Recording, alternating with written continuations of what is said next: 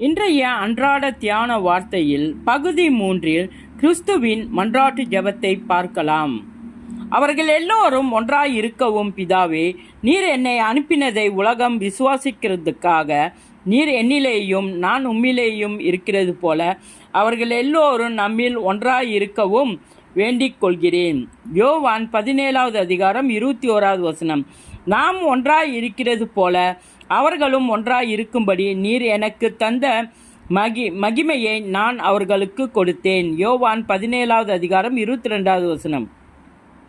ஒருமைப்பாட்டில் அவர்கள் தேறினவர்களாய் இருக்கும்படிக்கும் என்னை நீ அனுப்பினதையும் நீர் என்னில் அன்பாய் இருக்கிறது போல அவர்களிலும் அன்பாய் இருக்கிறதையும் உலகம் அறியும்படிக்கு நான் அவர்களிலும் நீர் என்னிலும் இருக்கும்படி வேண்டிக் கொள்கிறேன். யோவான் 17வது அதிகாரம் 23வது வசனம். பிதாவே, உலகத்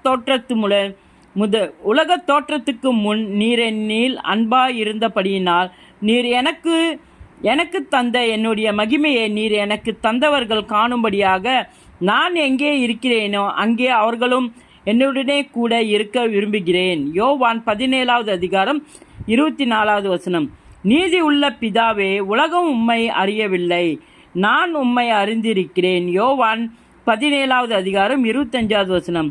நீர் என்னிடத்தில் வைத்த அன்பு அவர்களிடத்தில் இருக்கும்படிக்கும் நான் அவர்களிடம் இருக்கும்படிக்கும் உம்முடைய நாமத்தை அவர்களுக்கு தெரியப்படுத்தினேன், இன்னமும் தெரியப்படுத்துவேன்.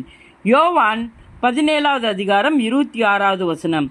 நானோ உன் விசுவாசம் ஒளிந்து போகாதபடிக்கு உனக்காக வேண்டிக் கொண்டேன். நீர் குணப்பட்ட பின்பு உன் சகோதரையும் ஸ்திரப்படுத்து.